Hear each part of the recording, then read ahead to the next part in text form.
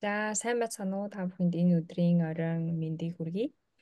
За, өнөөдөр бид гурав цуглаад Японд суралцах талаар ерөнхийдөө Японд гуруулаа сурч исэн туршлагатай учраас тэр талаараа та бүхэнд хуваалцъя гэж бодож байна. Тэгээ Японд явах зорилготой, сурах зорилготой хүмүүс ах юм бол бидний мэдээллээс нэг жоохон санаа аваасаа гэж бодож байна. За, эхлээд ямар ч байсан гуруулаа тусдаа ер нь хаана юу хийж байгаа хүмүүс вэ гэдгийг хэлье. Хин гэдгийг хэлье. За, ганцлагаас эхэлье. За сайн байцгаана уу ганц улаг гэдэг. Одоогор болохоор Япон улсын Хоккайдо мужид дэд эцсийн инженерийн мэргэжлэр сурч байгаа магистрч. За сайн байцгаана уу, намайг Лхагч Аргал гэдгээ. За Японы Чиба мужид амьдарч байгаа. За. За, намайг Цэвэлмаа гэдэг. Би Япон улсын Токиодод нэг стартап компанид ажиллаж байгаа. За. За, гурлаа эхлээд Японд ер нь ямар сургуульд ямар мэргэжлэр сурч байгаа гэдгийг ярив. За, ганцлаас эхлэв. За би Японд одоо 2 дахь сурч байгаа. Эхнийх нь болохоор 16 онд мянган инженерийн тэтгэлэг аваад Япон улсын Yonago хотод барилгын архитектурын мэргэжлэр сурсан. Одоо болохоор Мураро хотод дэд эцсийн инженерийн мэргэжлэр магистр сурч байгаа.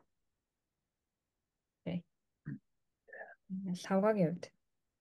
За миний хувьд мөн адилхан мянган инженер хөтөлбөрийн хүрээнд за 2 дугаар үеийн төгсөгч.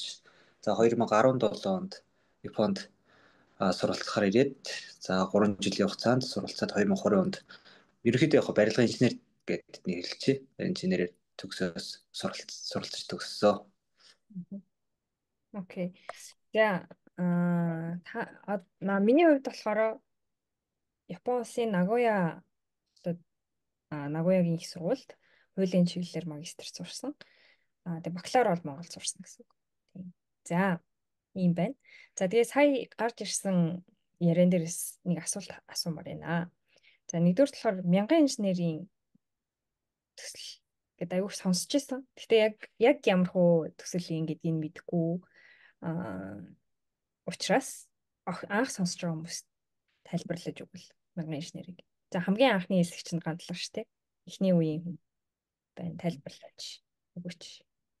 За мянган инженер төсөл нь 16 онд 14 онд яг намайг анх 10 жилээр төгсөж хахад эхэлж исэн. Тэгээд энэ нь болохоор Японд инженер бэлтгэх төсөл байсан. Тэгээд энэ дотор болохоор Японы коллежид болон коусин тэгээд их дээд сургуулиудад тэгээд тэр хугацааны одоо магистр докторийн гих мэтчлэн дэргийн сургалтуудыг явуулаад тэр одоогор бол тэр мянган инженер бол бэлтгэсэн юм байна л дээ. Энд ерөнхийдөө Монголд инженерийн чиглэлийн боловсон хүчнийг бий болгоё гэдэг үднээс л Японтой хамтран ажиллаж ирсэн төсөл. Тэгээд Японы засгийн газраас Монголын засгийн газар зээл аваад тэгээд өөрийнхөө зурагчтай хүмүүсээ тэмдэглэж бэлтгэх сургууль хийсэн. Тэгээд Монголд ирж ажиллана гэдэг нөхцөлтэй байсан. Нэг ангид жишээлбэл хэдэн хүүхэд байсан бэ? Танай ангид ч юм. Анх бид нэр яг 1 онд 50-уулаа илсэжсэн. Коучинг хөтөлбөрийн хамгийн анх коучинг хөтөлбөр байсан. Тэрний дараа 2 харьцаа 2 гээд бакалавр 2 Япон Монгол. Монголд 2 жил бакалавр сураад Японд 2 жил сурна гэсэн. Тэр хөтөлбөр 2 жил байсан хэрэгжсэн. Хамгийн анх коучинг хөтөлбөр 50 хүүхдийн нислэлттэй эхэлжсэн. Тэгээд тэндээс бид нэр 24-өлөө явжсэн. Тэнцээ явсан. Окей. За сая ганцхан яриан дотор коусин гэдэг үг гараад ирчих шүү боллоо. Тэгээ коусин гэдэг нь Япон үг учраас бас мэдэхгүй хүмүүс ээж магадгүй. Тэгээ энэ талаар коусин гэж юу нь юу юм, ямар тогтолцоо юм гэдэг талаар лавгаа ярих уу? За тэгээ ерөөхдөө за саяны тэр мянган инженер төсөл дээр нэмээд хальт юм ярихад бол ерөөхдөө бол яаж яваад бид нар орчих юм бэ гэдэг бас нэг сонирхолтой байж магадгүй. Ерөөхдөө 10 жилээ яг нэг 12 дугаар ангид төгсөж байгаа буюу төгсөх ангийн сурагчдыг ерөөхдөө өөрчилсөн байдлаар мат физик химийн шалгалтууд авагдаад за тэгээ тухайн шалгалтанд тэнцсэн хүүхдүүд нь дараа нь яг ЕС-ийн оноогоор бас тодорхой босгоо оноо гэж байгаа. Тэгэхээр шалгууруудаа давсан оюутнууд ерөөхдөө бол илсэж орж ирсэн. За косон гэдэг болохоор ерөөхдөө тогтолцооны хувьд бол 9 дугаар ангид төгсөж байгаа буюу дундаа ингээд төгсөж байгаа одоо 15 настай юм уу тий 15 настай хүүхдүүд төгсөөд байж байгаа тийм хүүхдүүдийг элсэн оруулдаг тийм тогтолцоотой сургууль байгаа. За тэгээд тухайн сургууль нь ерөөхдөө бол 15-тад ороод 20 настай төгсдөг 5 жилийн хугацаанд. За тэгээд тухайн 5 жилийн хугацаанд тухайн оюутан бол ерөөхдөө ерхий эрдэмийн хичээлүүдээс гадна за мэрэгжлийн хичээлүүд үзнэ. За тэгээд тухайн мэрэгжлийн хичээл гэдэг нь жишээлбэл одоо барилгын инженер үү, цахилгааны инженер үү, биолийн инженер үү ч гэдэг юм уу те. Аль чиглэлийн инженерийг сонгож сурталгаас хамааран тухайн мэрэгчлэлтэй хамаатай хичээлүүдийг буюу мэрэгжлийн хичээлүүдийг судлаад за тэгээд ерөнхийдөө бол 20 настай ажлын байран дээр гарахад тодорхой хэмжээний академик мэдлэгтэй. За тэгээд мэдээж яг тухайн сургуулийн бас нэг гол онцлог нь бол лабораторид бас туршилтууд хийх, хичээлүүдийг хүрээнд холбогдлолтой янз бүрийн туршилтуудыг хийх. За тэгээд тийм байдлаар ерөөхдөө мэрэгсэн талдаа гэх юм ч бас цаашаа ямар ч ясан тийм хосолсон байдлаар зөвхөн унал үзээд байх ш тийм ээ. Унлынхаа хүрээнд бас боломжтой туршилтуудыг хийж чаддаг. За тийдгээр тийм оюутнууд ерөөхдөө төгсөөд за шууд ажлын байр дээр гардаг. За тийм сургууль байгаа. Ерөөхдөө л нэг өндөр боловсралтай гэж шууд яг ганцаар нь тэр орчуулах юм бол техникийн өндөр тодорхой хэмжээний боловсрал эзэмшсэн тийм оюутнууд төгсдөг сургууль гэж ерөөхдөө бол тайлбарлаж хэлж болох юм байна. За үүн дээр гэхдээ темпой бас нэмж хэлэх юм байгаа юм. Яг хамгийн анхны зорилго нь нэг талбай болно би соёлыг холбохын тулд тэгээд залуу боловсон бичнийг бий болгохын тулд энэ тогтолцоо бий болгосон байсан шүү дээ. Япон бол өөрсдөө. Тэгээд энэ ч бас маш амжилттай хэрэгжээд Японы томоохон хөгжилд маш их хэмжээний нэмэр оруулсан гэдгийг ялгдчихтэй. Тэгээд манай Монголд бас Койсен бод байгаа шүү нэрээ. Тэгээд Койсен дээр багшлсан Монголын. Окей. Яг Япон тогтолцоотой Койсеныг Монголд байгуулад одоо энэ жил 10 дахь жилийн 10 дахь жил нь болж одоо 11 жилээр болчихсон тийм. Тэгс онороо тэгсэн. Окей. Асуулт байна. Жишээ нь за одоо ерөнхийдөө би болохоор Косеныг баг анх ингээд сонсож байгаа мэдчихэж байгаа учраас яг ингээд шууд ингээд буухгүй байхгүй юу? За жишээлбэл одоо 12 жил хүртэл одоо ахлахангаа төгсөл явчаад тэгээд дараа нь одоо их сургуульд яг инженерийн чиглэлээр сурах, Косенд сурах хоёр ер нь яг ямар ялгаатай юм? Энэ энэ янз бүрийн даваатаад үүсэж байгаа юм байна. Тэгвэл өөрөөсөө ингээд инженерийн чиглэлээр явдаг эртнээс мэрэгчлээ шийдсэн хөгжил байдаг шүү дээ. Тэгээд шууд эртнээс тухайн салбараа ингээд дагнаа яваад эхэлж болж байгаа байхгүй юу? Тэрэн бол зарим зүйлээр ингээд форо болж байгаа хүмүүс чинь эртнээс ингээд багасаа хийгээ явсан байдаг шүү дээ. Тэр маягаараа одоо 15-9 дугаар ингээд дунд анги сургуулиуд төгсөнгүүтээ энэ мэрэгшил рүү ороод яг 20 настай төгсөөд тэрнээс цаашаа одоо жишээ нь их сургууль төгсөд 22 дээр төгсөн шүү дээ.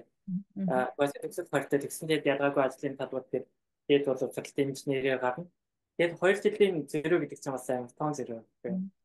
Одоо жишээ нь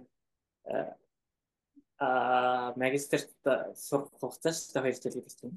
За 2 жилийн хооронд ингээд мэрэгчлэрээ ажиллаад 22-т одоо жишээ нь гэр бүл зохиогоо хүүхэдтэй боллоо гэж бодоход тэр хооронд чинь бас ажлын туршлагаас авчих байхгүй юу? Одоо Монгол шиг ингээд гэр бүл төлөвлөлтний эрт улсын хувьд ч гэсэн энэ бол аюул чухал гэж бодож байгаа. Тэгээд мэдээж хэрэг эртнээс ингээд ажлын туршлага авсан инженерүүд олон байх тусмаа хөгжилд бас аюул чухал нөлөөтэй гэдэг талаараа. Окей. За сая нөгөө Монголд Косен байгаа гэдэг байгаад одоо 11 дэх жил рүү орж ийн гэдэг чинь шүү дээ. Тэгэхээр за одоо жишээлбэл энэ яриаг сонсож байгаа хүмүүс инженер ер нь бол угаасаа инженер болмоор байна. Тийм бол баг 10 жилээ төгсөөд одоо за 9 дугаар ангиасаа шууд Косен сурсан илүү зүгээр юм байна гэдэг ингээ ойлгож магадгүй. Тэгэх юм бол жишээ нь одоо Монголд байгаа Косен чинь хичээлээ монголоор үзэх юм уу? Эсвэл яг Японтой яг хамтарсан юм уу? Ер нь Япон школтой болохоор л тэгж хэлээд байгаа юм уу? Ялгаа нь юу?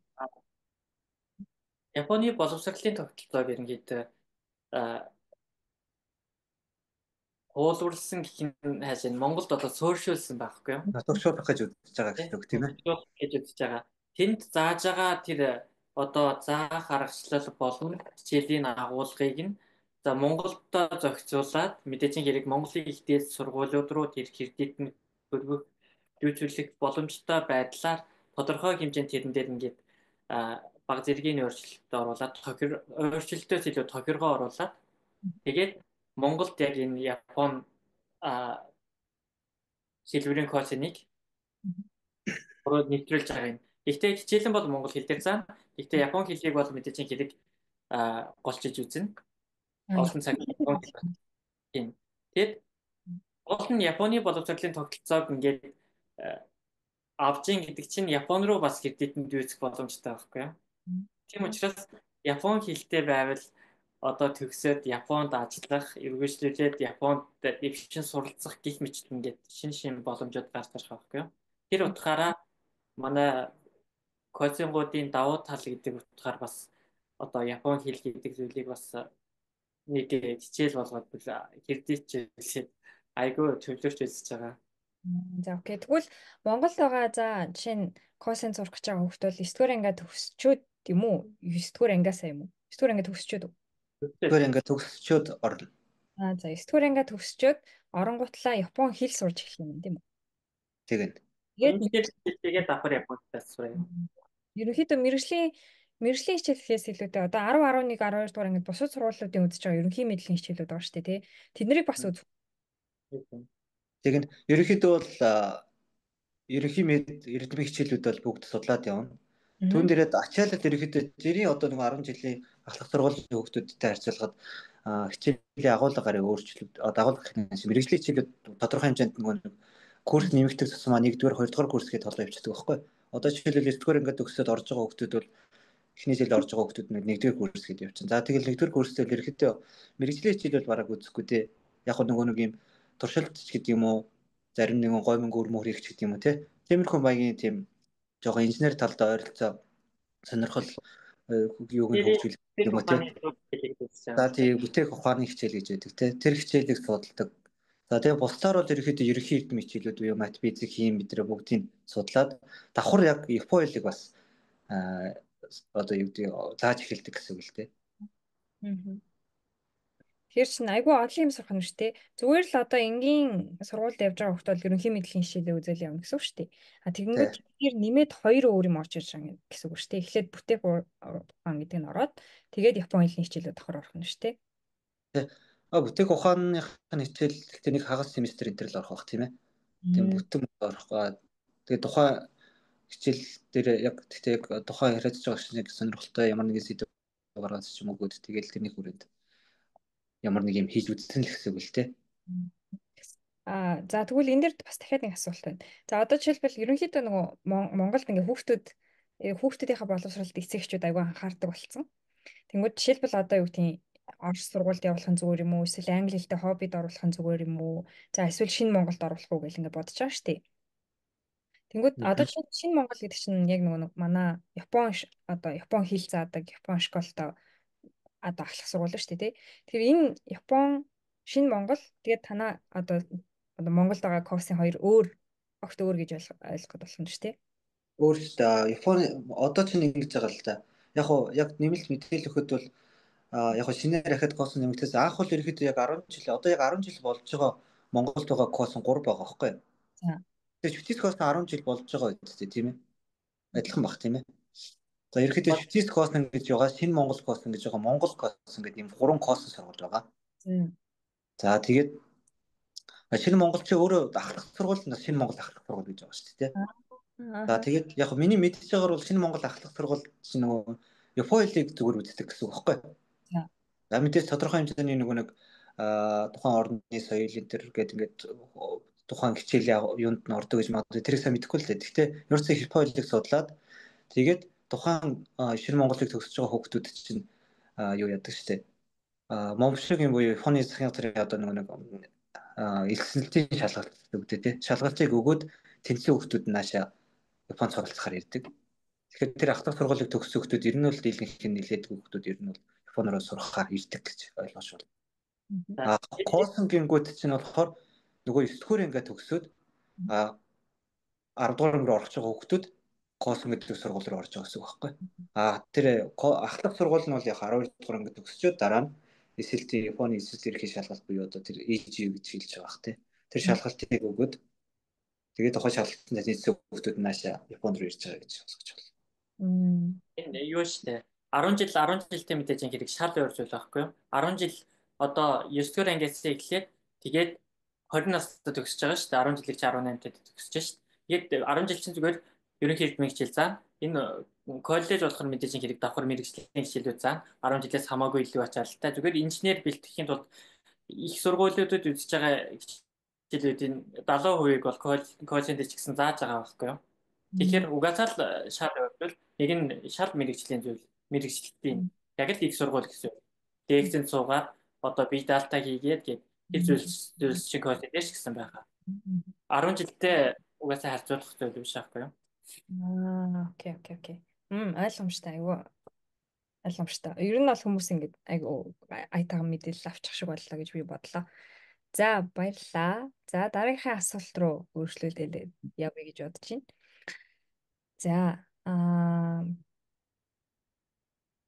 За би энэ дээр жоохон эргэлзээд байна.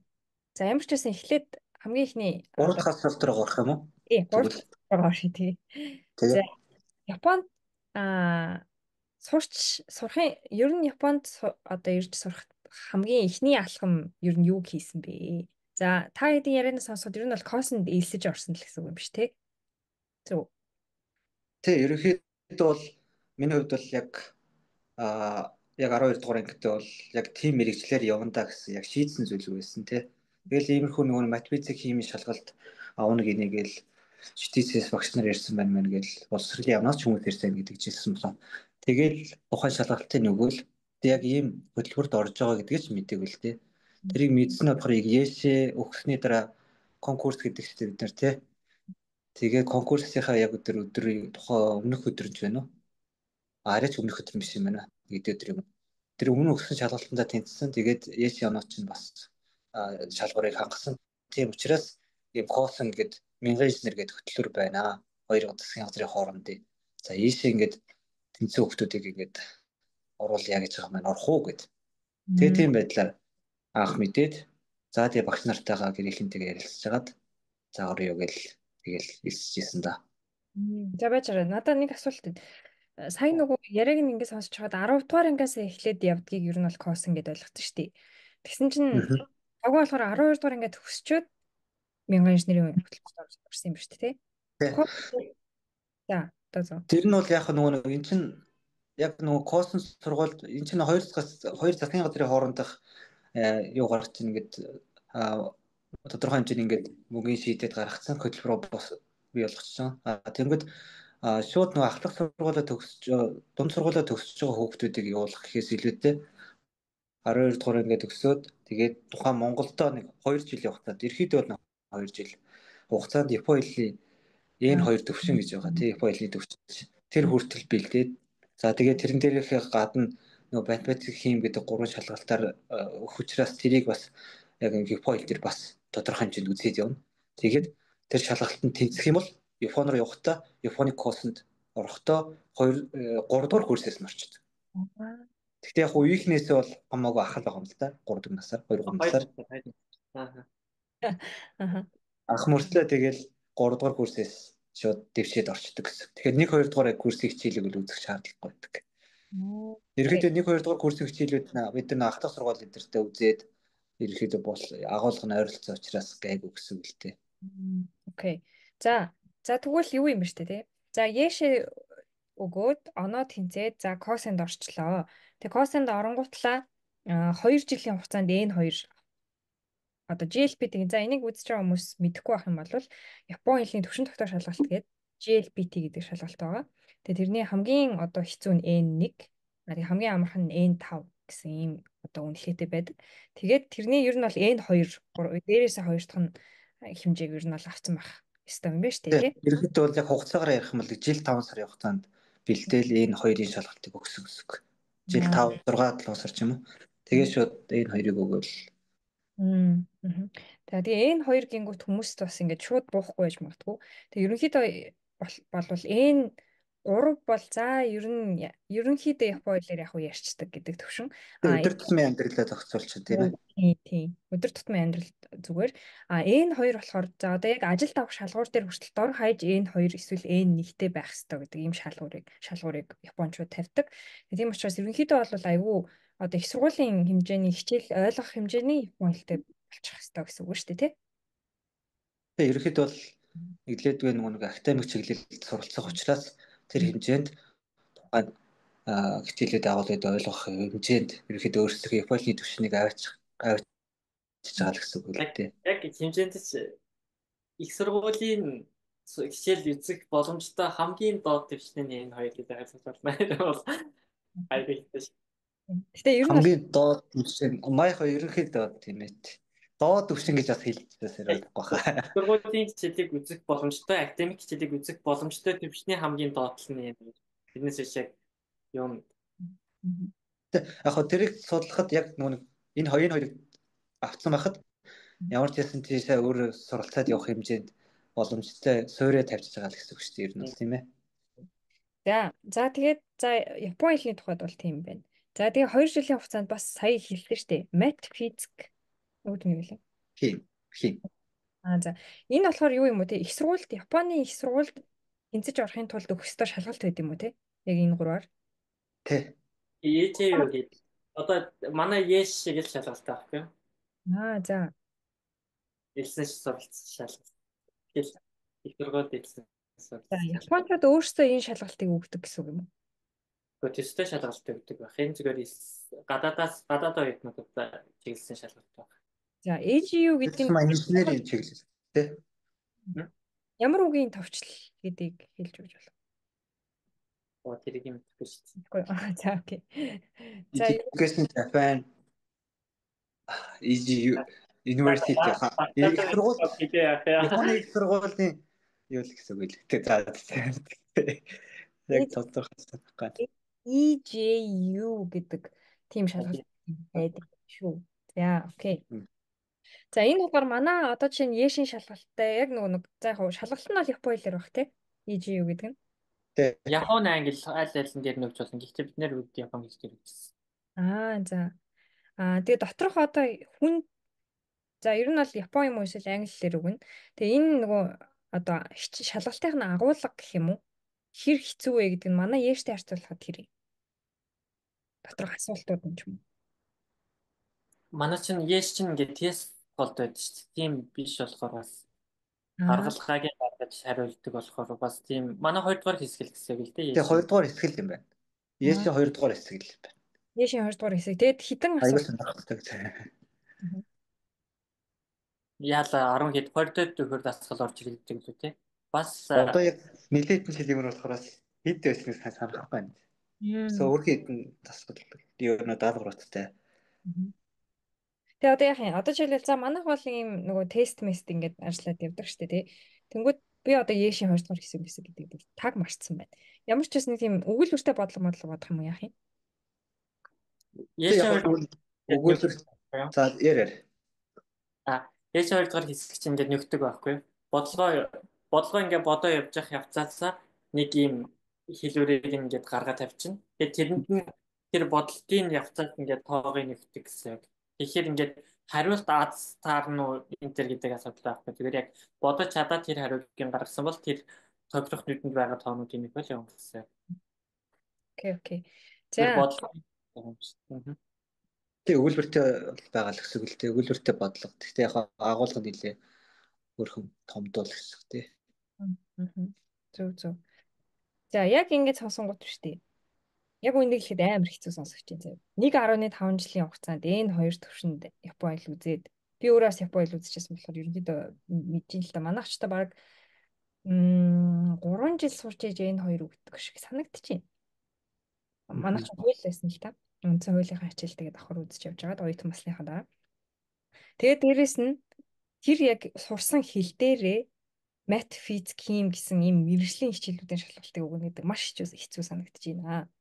За тэгээ миний одоо жишээлбэл туршлагаас ярих юм бол манай жишээ нь хууль үзээд давхар Япон хэл үзээд явж байсан хүүхдүүдээс 20 хүүхэд За 1-р курст элсэж орлоо 20-25 хүүхэд элсэж орлоо гэхэд 3-р курсэд хэд баг талан байхгүй болсон байдаг байхгүй юу?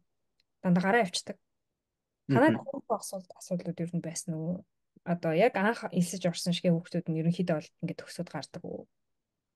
Симпай үед яаж ирсэн юм бэ? Манай чинь бас ч гэж тэр чинь айгүй шигшигдсэн хүүхдүүд дээ шүү дээ. Манай бараг ойролцоогоор нэг 700-ийн нүүрд байна. Мат физик дээрээ. Ийш дээр. Ер нь бол сайн хүүхдүүд дээ шүү дээ.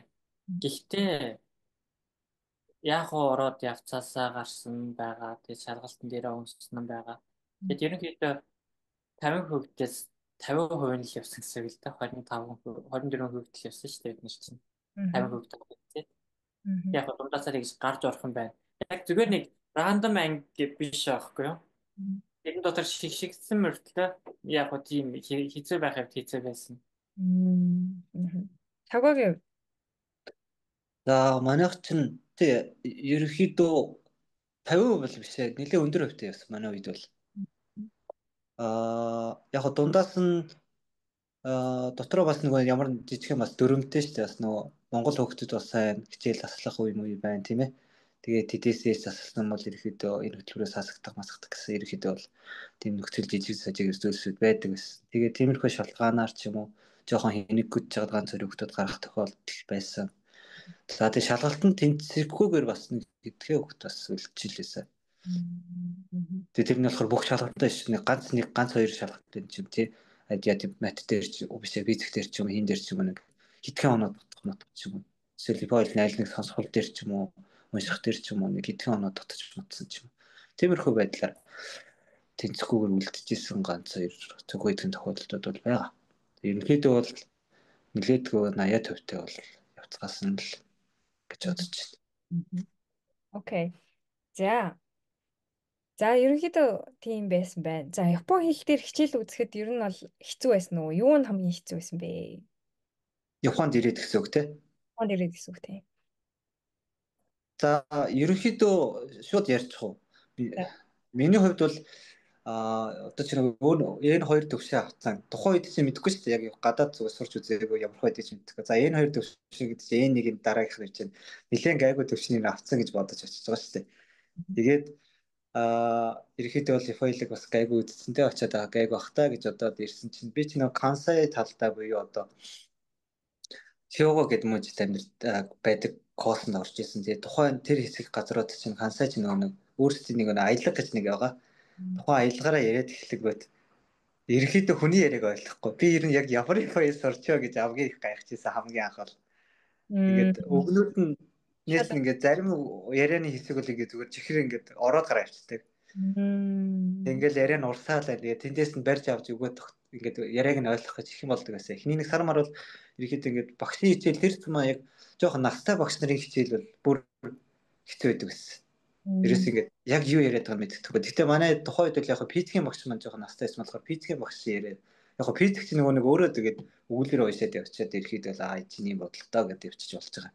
Тэнгүүд мэрэгжлийн хичээл дээр за бүр ингээд яриа нь ойлгохгүй болоод эхлэх юм бол хэцүү шүү дээ. Гэхдээ яг харьцангуй мэрэгжлийн хичээлээ багш нар харьцангуй залуу байсан учраас бас гайгүй байсан. Гэхдээ ер нь бол яг тийм тухайн яг нутгийн аялга гэдэг зүйл орж морж ирээд яг ингийн нэг хүмүүстэй ингээд яг дунд нь ороод амьдраад ихсэн чинь бас Японд чинь арай жоохон өөр юм байна гэдэг.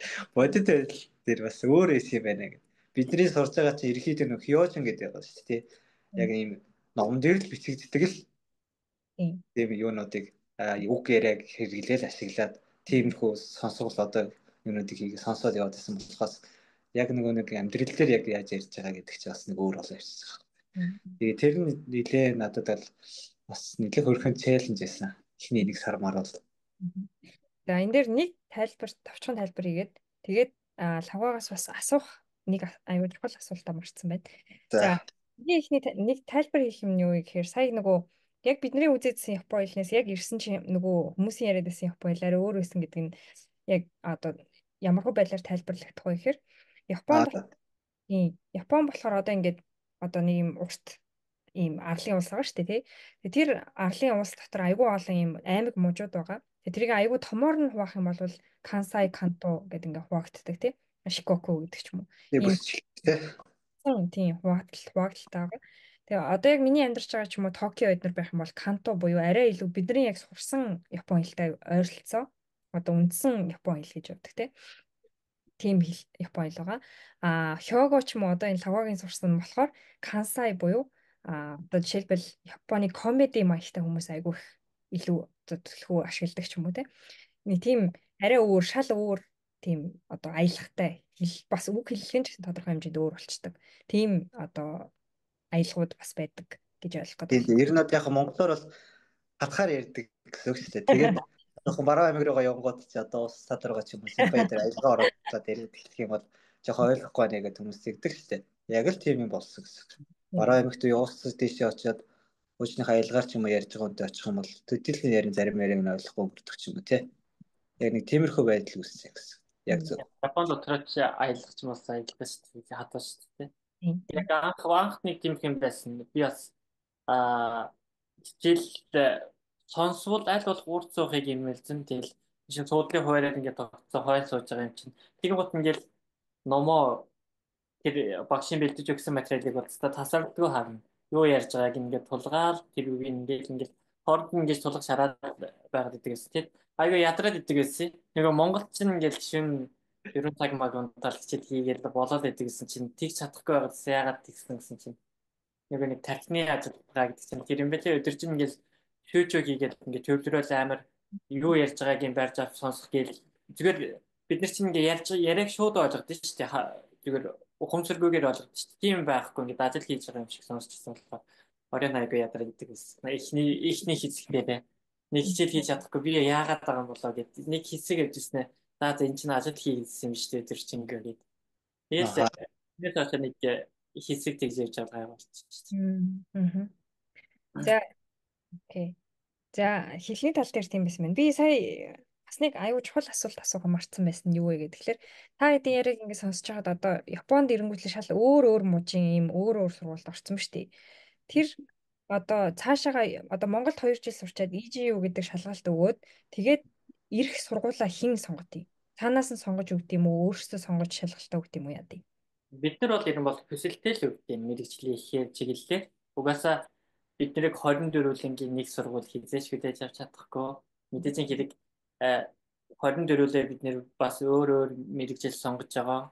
Тэгэхээр тэр чиглэлээр нь бидний ингээд хүссэн мэрэгчлэр за одоо барилга гэвэл одоо барилга байгаа коучингуудаас нэг нь очих хэрэгтэй байхгүй юу? Бид нэр ч тэрийг одоо хаана барилгын мэрэгжилтэй коучинг байгаа интернет гэдгийг тэр үед сайн мэддэггүй байсан байхгүй юу? Тэгээд тэрнээсээ нөгөө сургууль нь бас гадаад үед тухайн жилийнхаа гадаад уядныхаа тооноос хамаараад за хэдэн хүүхэд авч чадах уугүй юу гэдгээ нөгөө тал нь бас санал болгоно. Тэгэхээр ер нь бол бид нэр өөрсдөө сонгоно гэдэг зүйл бол байхгүй. Бид нэр мэрэгчлээ сонгоод тэгээд Япон талаас бидний энэ хаан суралцахыг юм бол тодорхойлсон байна. Окей. Японд ерөнхийдөө бол айгүй олон яг энэ Косен гэж хэлээд байгаа бидний Косен гэдэг сургууль Япон дотор айгүй олон байгаа. Тэгээд тэр дотор бас ингээд ямар мэрэгчлүүдээр заах уу гэдэг нь тодорхой байгаа. Тэнгүүд яг өөрийнхөө сонсон за барилгын инженер ч юм уу гэх юм уу. Иймэрхүү байдлаар сонгосон мэрэгчлээс нь хамаарат тэгээд хаана очиж сурах вэ гэдэг сургууль нь шийдэгддэг гэсэн үг юм шүү дээ, тий? Ерөнхийдөө бол бид Монголд байх хугацаанд бол ерөнхийдөө шалгалт өгсөний дараа ч байна. Ерөнхийдөө яг ямар чиглэлээр ямар инженер болмоор байгаа өөрийнхөө сонирхож байгаа. Ерөнхийдөө 3 хүсэл кибо гэдэг хүслээ бичгээд ерөнхийдөө бол ийм чиглэлээр ч гэдэг юм уу те энэ чиглэлээр суралцана гэдэг ингээд 3 мэрэгжил ч юм уу ингээд биччихдэг. Тэгээд хураалгасан гэсэн. Тэгэл тэн дээрээс нь ерөнхийдөө ер нь нийтлэг эхний сонголтоор л арга орчдөг баха те. Эхний бичсэн дугаараа. Тэгэл листээсээ 2 тагтаал явчихдаг та. Окей. За эхлээд яг эренгүүт за эхний 1-2 сар ч юм уу ингээ орчиндоо дасах ч юм уу одоо яг тийм багшийн аялалтаас ч юм уу ингээд айгүй олон асуудлууд үүссэн ба штэ. Цаашдаа ер нь ямар хөө байваа? Япон хүүхдүүдэд адилхан цуг хичээл үзсэн гэсэн үг штэ. Та хэд бол тий. Тэгэхэд ер нь ямар хөө байсан бэ? Монгол хүүхд ирээд Япон хүмүүстэй яг одоо их хил дээрээ сурж байгаа хүмүүстэй адилхан үзэж байгаа гэсэн үг штэ хичээл. Гэхдээ яг эхэндээ яг нэг тухайн бидээс нэг соёлын ялгаа байгаа. Тэгээд тухайн хүүхдтэй ирэхдээ хүүхдүүдийг хэрхэн харилцах вэ гэдэг тэр тал дээр бас жоохон ойлгохгүй байх ч юм уу. Тухайн хүүхдүүд нь өөрсдөө бас бид нартай яг ийм гадаад хүнтэй хэрхэн харилцах хэрэгтэй юм болоо гэдгээ бас ойлгохгүй тохиолдол ч гэдэг юм уу те. Тэгээ харьцангуй нөгөө нэг тийм яриа өдөж чадахгүй байх тохиолдлууд их байдаг байсан. Өөрөөсөө яг хоо бас нөгөө хүүхд хүнээсээ л хамааралтай. Би ч бас өөрөө нэг тийм бас их тийм маш их нээлттэй хүн гэвэл бас үгүй.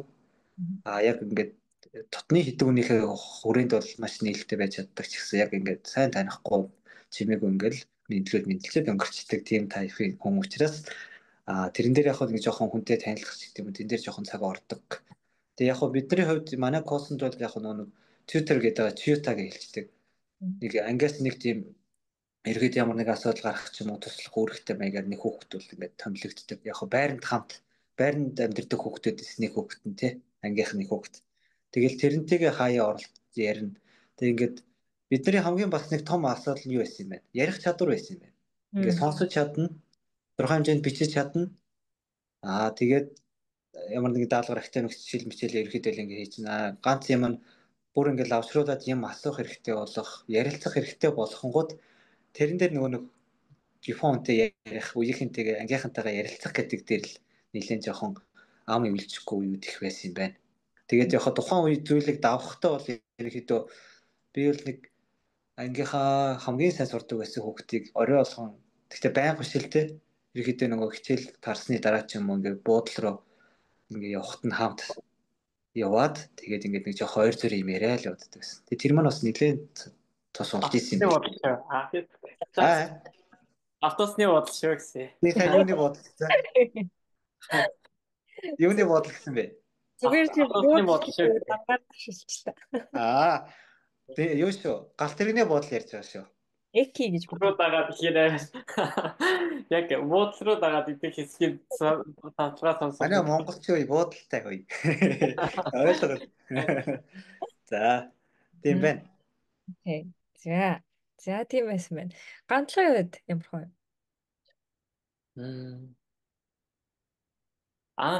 Гэхдээ нэг тийм ингээд нэг юм тэр тоон дотор үсэг гэдэг юм шиг бүгдээрээ айгуу гайхаж ирдэг гэсэн тий. Тэгэл янз бүрийн сонин ингээл асуулт асуугаал. Тэгээд тэр нэг их тийм залхуутай юм шиг санагддаг гэсэн. Манай ингээд яг 2 монгол байдаг гэсэн. 2 гадаадтай 2 монголтай. Тийм болохоор над бүх ачаал хийдэггүй. Нөгөө монгол бас байгаа. Тийм болохоор бас чиж гайхав юм бол. Тэгээд 3 дугаар курстаа бид тэр чинь айл нэг суурь хичээлүүд матин тэртэй аягүй гайгүй байсан болохоор ерөнхийдөө нэг их асуудалгүй суурь явцсан. 4-р курстаа болохоор арай жоохон дотн болцсон байсан болохоор нөгөө хідээс капо монитор янз бүрийн юмас бол тэгэл ерөнхийдөө мэдээжин хэрэг хүний хувьд ингээд жоохон гадаад хүнтэй харилцаж байгаа гэдэг жоохон хязгаар байгаад байгаа юм яалтчгүй. Япон талаасаа ч гэсэн тэрнээс биш зүгээр наргиж нэгийгээ шоглох ганцаанд бол ямар ч асуудалгүй болчихсон.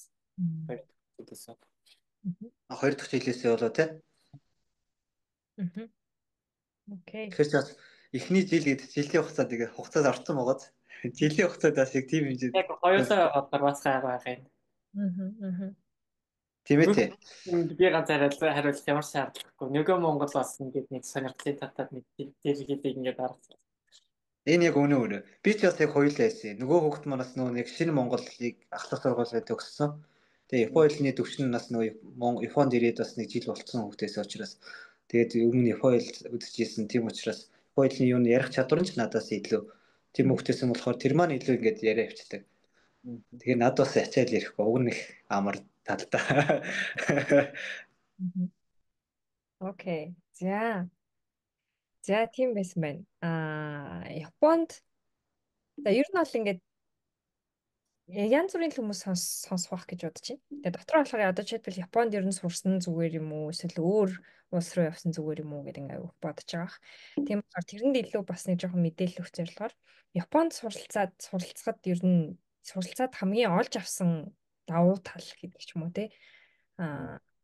Ер нь бол Японд сурсан зүгээр үжтэй гэж бодогддог юм юу байна. Эсвэргээрээ Япон биш Монголдо сурсан зүгээрээс нь ч юм уу эсвэл өөр улсад сурсан зүгээрээс нь байжтэй гэдэг тийм харуулсал ч юм уу юм тиймэрхүү юм байдаг уу? Ингээ хоёр асуулт асуучлаа би.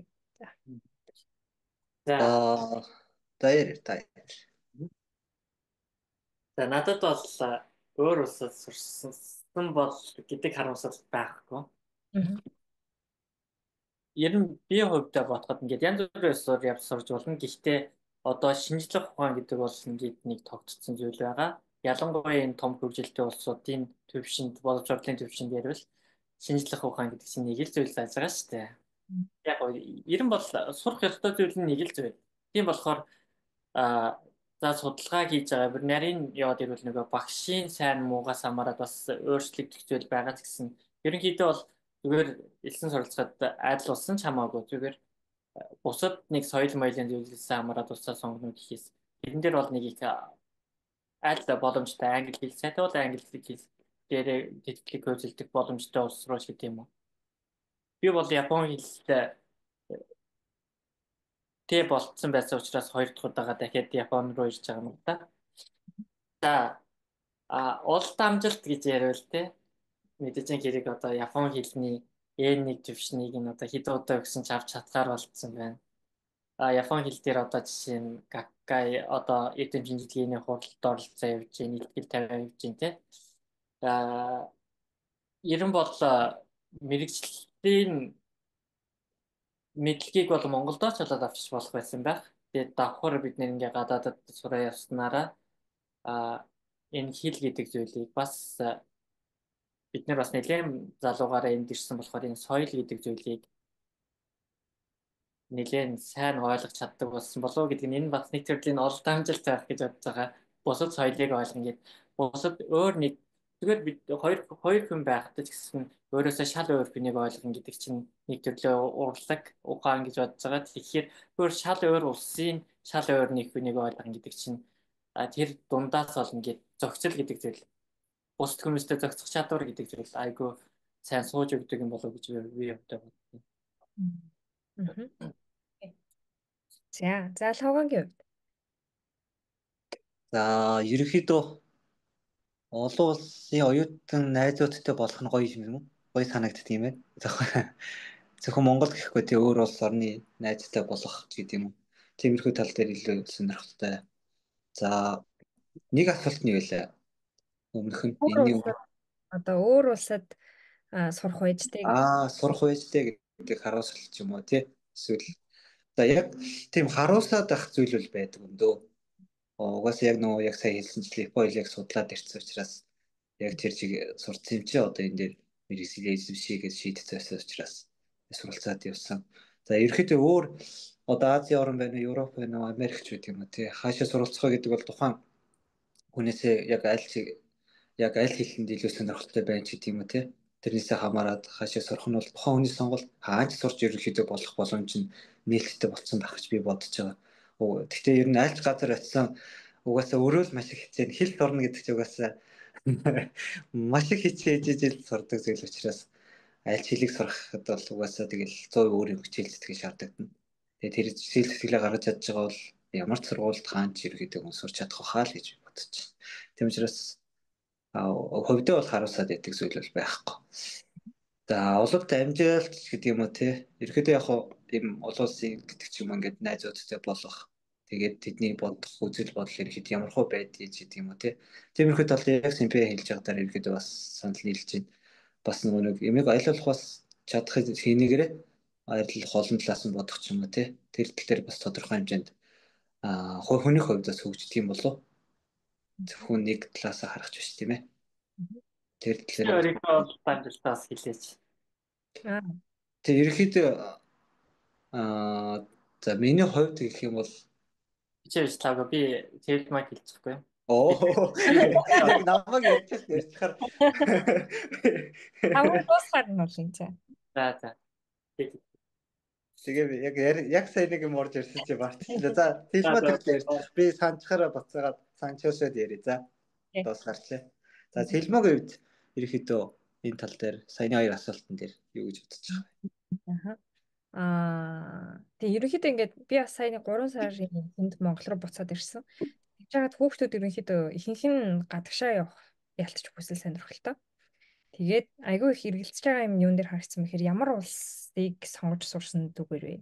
Тэгээ бакалавраас шууд гадаад сурсан зүгээр үү? Магистраар сурсан зүгээр үү гэдэг ч юм уу. Иймэрхүү асуултууд дээр айгүй их эргэлзэж байгаа юм шиг санагдсан. Тэгэхээр ерөнхийдөө бол яг бол хавгаатайч ганцлагтайч санал нийлж байгаа юм юу гэхээр ерөөсөө л хүн хаана байх вэ? Одоо яаж хэрэг өөрөөсөө их хичээл зүтгэл гаргаж чадах вэ? Тэрнээс хамаарах бах.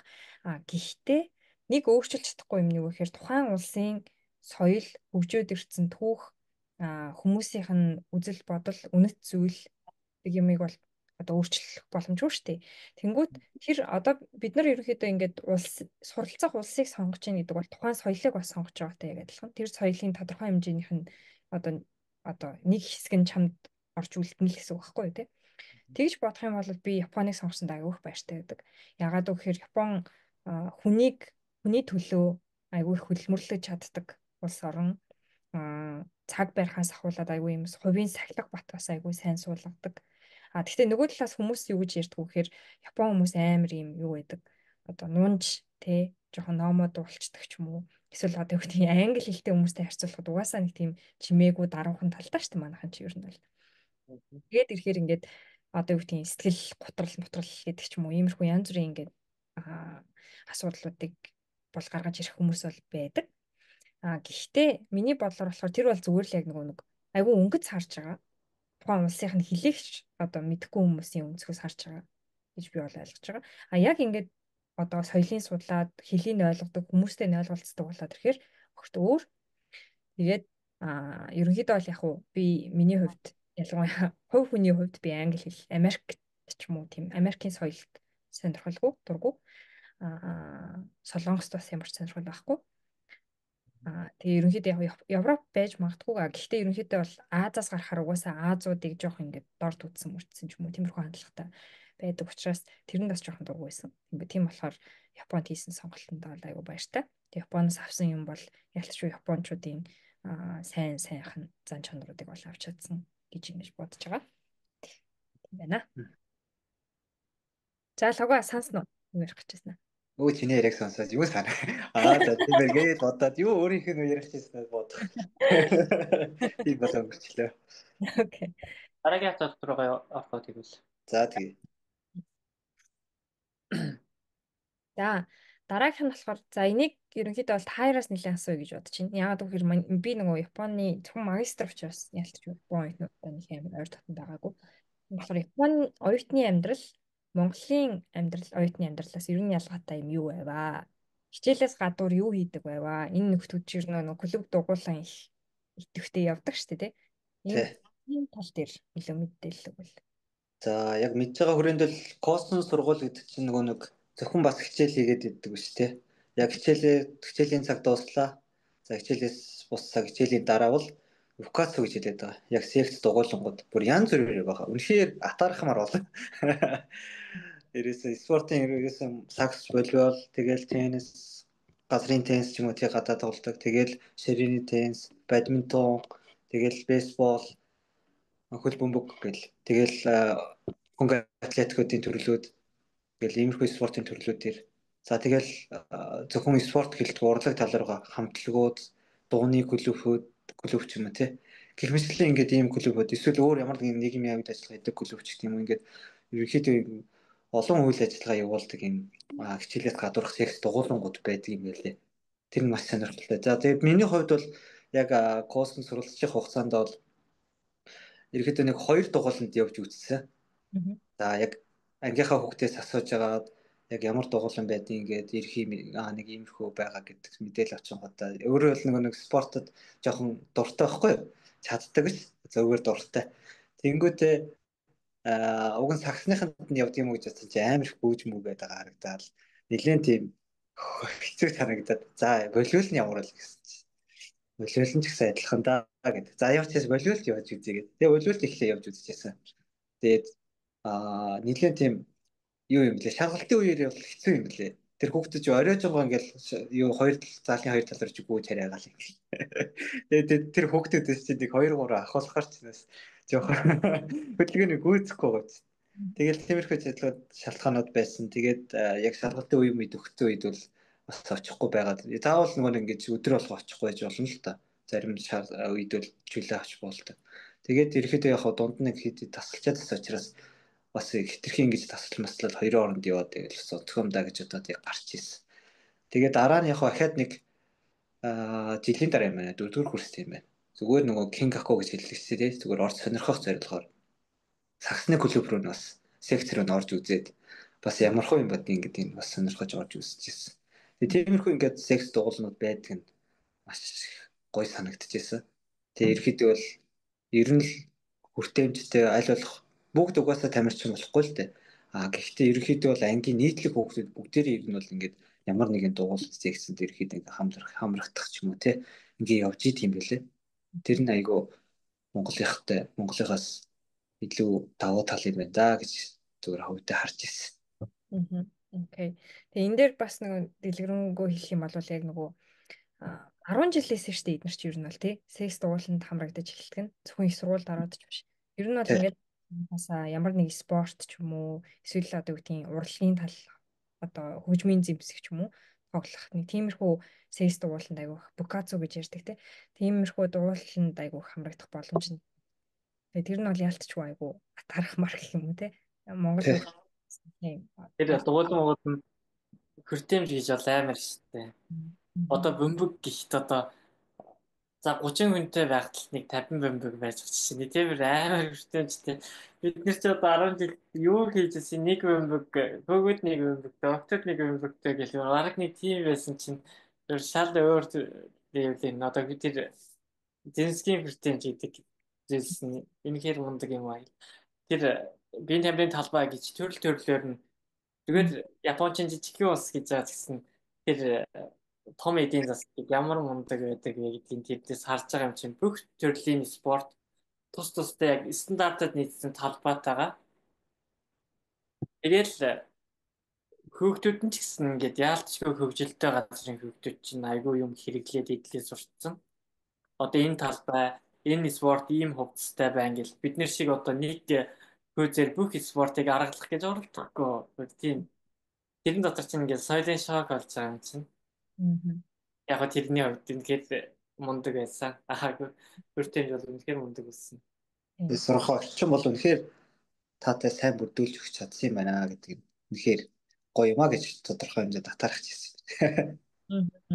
Тийм тийм ялтчгүй. Тэг космос сургуулийн үед яг тийм байсан да. Симпаягийн үед космоос гадна их сургууль гэдэг ярих бол. За Японочдын хувьд ингээд яг цагийн ажил айгүй боломжтой шүү дээ. Тийм. Цагийн ажил гэдэг зүйл ингээд айгүй төлөвлөх боломжтой. Тэгээд угаасаа нэг соёл шиг ингээд тогтцсон тийм. Одоо тэр авж байгаа талууд нь ч гэсэн ийм юм байдаг гэдэг угаасаа нэг нийгэмдээ шингэсэн зүйл болохоор тэгээд бүгдээрээ тэр боломжоо ашиглаад ингээд цагийн ажил юм хийгээл. Тэгээд тэднээс бас хөөрхөн олчноо тэдгээрээ ийш тийшээ яваад бүгдээрээ аялж аялаад тийм. Тэгээд ингээд өөрөө бас сурж байгаа боломжоо илүү цагаа ашиглаад өөртөө ингээд санхүүгийн их үсвэрийг бий болгоч чинь гэдэг чинь сэтгэлгээний хувьд бас шал өөр болчихж байгаа байхгүй юу? Айгүй бие даацсан сэтгэлгээ те. Та найз охин бэлэг авч ирэх нь даав гэсэн мөнгө гүйдэггүй болчихсон. За найз охиноо баярлуулъя гэвэл өөртөө илүү хичээх хэрэгтэй юм байна. Илүү хуримтлуулах хэрэгтэй юм байна гэх. Тэр өөрийнхөө зардлаа өөрөө бий болгох юм байна гэдэг сэтгэлгээ ингээд аваад өсөж байгаа байхгүй юу? Тэр утгаар би даасан чадвар айгүй сайн нийгэмсэн гэх юм уу? Тэргээр илүү юм болов уу гэж. Тэр нь мэдээж л хэрэг нэг баян болсон гэдэг шиг угаасаа л нөхцөл нь орчлон шал өөр байгаа л да. Тэрийг Монголын сурагчдыг бол мураад байна. Окей. За ерөнхийдөө бол энэ эхний яриа гэхэд нэлээд яг нөгөө ярих хүрэх хэрэгтэй юм да. Ерөнхийдөө бол яриад баг болчих шиг боллоо гэж би миний хувьд бол бодож байна. Тэгээ өнөөдрийн яриан дээр одоо яригдаагүй асууж чадаагүй ч юм уу. Гэхдээ нэмэд хэлчмээр ч юм уу. Тиймэрхүү юм байна уу та хоёрт. Гэхдээ энэ бол дахиад цаашаа үргэлжлэе шүү дээ, тий. Дахиад бид одоо мэргэжил рүүгээ нарийн орно, ажил руу орно, айгүй олон сэдвүүд бэлтгэсэн байгаа. Тэгээ энэ удаад бол зөвхөн боловсролын талаар ярьлаа. За тэгээ нэмэх юм байвал нэмээд хэлье гэж бодож байна. Тэгээ харьцангуй гайг бахал гэж бодоод байна шүү дээ. Яг хоо яриг юу л яг ингээд нөгөө нэг асуултынхаа дагуу ярингууд ахиад жоохон дэлгэрэнгүүлээд яриад явал ахиад нэлээд л цаг орох байх. Детальчлаад яриад байвал тий. Ерөнхийдөө ойлгох бас эхний ээлжинд юм чинь товчхон буюу тодорхой мэдээлэл үгээд товчхондоо ажиллах ярих гэж хичээлээ. Тэгээд гайг баха гэж би бодоод байна. Ямар ч гэсэн. За ганцлахын хувьд яаж? За зөөр гэвэл Японд ингээд суралцаа явснараа магистр хүртэл суралцаад одоо төгссөн чинь ажлын байрны сонголт айгүй өргөн болсон. Тэгээд Японд одоо жишээ нь гантлага юу байсан? Сая ажиллаа тэнцсэн хариугаа авсан шүү дээ. авцсан. Тийм. Үзэгчтэй танил ер нь бол хэлчих болно сте тий. Яг зөв компанийн нэрийг би өөрөө ч мэдэхгүй л тий. Гэтэ хэлж болох уу тий. Хэлж болно. Гэхдээ ажилд орох гээд дараа нь тустай ярих байх хэрэгтэй. Тийм. Гэтэ ерөнхийдөө бол тий миний анзаарсан юм нь юу вэ гэхээр одоо яг ингээд одоо суралцаж явж байгаад ирээд харангуут за ганцлахын хувьд болохоор инженерийн чиглэлээр миний хувьд бол хуулийн чиглэлээр ингээд явсан байхгүй юу. Тэгээ гарч ирээд нөгөө зах зээлээр үнэлэмж гэж байна шүү дээ. Цалин тий эхний хамгийн ихэнд авдаг цалин ч юм уу старт одоо авдаг цалингийн хувьд шал өөр юм билээ. Инженер тэгээд яг нөгөө косын төгсөө дээрээс нь магистраа хийсэн байгууд. Минийх ч болохоор хэдий хуулиар төгсөөд тэгээ магистраа хийсэн байгаа ч гэсэндээ бас мэдээж хэлний хувьд бол аль аль нь л одоо энэ ихтэй байх тий. Яг ч гэсэндээ яг нөгөө нийгмийн шинжилгээ ухааны утгаараа ялтчихгүй миний хамгийн ихний цалин бол амар бага байсан. Хинийх ганцлагийнхыг сонсож айгүй ер нь бол анхны цалин л ер нь өндөрөөс эхэлт юм билэ. Тэгж одонгууд бас ингээд мэрэгчлээ сонгож байгаа хүмүүс танд ч хэлэхэд жоохон ухаантаа сонгох хэрэгтэй юм билээ шүү тэр. Цаа тийм хараа тий. Яг уу жоохон одоо дижитал инженерийн салбар жоохон лак гэж яриад байгаа юм л да. Айгуу нэг хувийн амьдралгүй гэж яриад байгаа юм. Тэгээд тийм болохоор за өнгөрсөн угаас цалин гайхаад нороод үйлээ гээл. Тэгээд гайхаад Цалин гэхээс гадна бас нэлээд толгой том компани учраас ачаалал дагаад нэлээд өндөр л байгаа л та. Бүгдээрээ л ялгаагүй төстэй ажил хийгээл ялгаагүй ингээд суух юм л та. Тэгээд дараа нь ойлгоос. Би тэр дараа нь бас ажлын талаар бас ерөнхийдөө бол үстэн тий тухтай дэлгэрэнгүй ярина. Тэгээ тэр үед бас хандлага одоо жишээ нь одоо ер нь бол ажилдаа орох гэж байгаа юм чинь ороод ажиллаад нэг хэсэг ерөнхийдөө үзээд тий үнэхээр амар завгүй байна уу яаж юм гэдэг юм одоо бас цааш та хуваалцаад явах байх гэж бодож байна. За тэгээ эхний ээлжинд хэдүүлээ энэ хүргээд ер нь бол өндөр. Би нэрээ Японы боловсролын нэг давуу тал гэх юм уу? Нэг зүйлийг хэлдэм үү гэж бодчихсон юм байна үү те. Би өөрөө ч бас ингээд айгаа үнсэрхэг үзэлтэд явдаг юм баггүй юу. Тэгээд ялцгүй Японд ирснээр цааш одоо энэ хүний гэдэг ч юм уу ялангуяа нийгмийн амьдрах гэдэг зүйл одоо нэг койоримова гэдэг штэ. Хөөкнээс илүү ингээд бус хүмүүстэйг дасан зохицох шалгуур гэдэг зүйлийг үндсээ өгж байгаа надад бол ер нь таалагдсан юм гэж ярим гэсэн. За. Гэтэ тийм зөв. Тийм энийг бас бүр ингээд дэлгэрэнгүй ингээд явах юм бол бас дахиад жоохон цаашаа явна л та тий. Нэлийн. За ямар ч гэсэн эхний ээлжинд энд хүрээд өндөрлөө. За тэгээд дараа нь болохоор бас энэ дутуу орхисон юмнуудаа нэг одоо нөхөөд тэгээд бас нэмээд өөр сэдвээр ярих байх гэж бодож байна. За тэгээд цаг гаргаж ярилцсанд баярлалаа. За баярлалаа. За баярлалаа. Баярлалаа.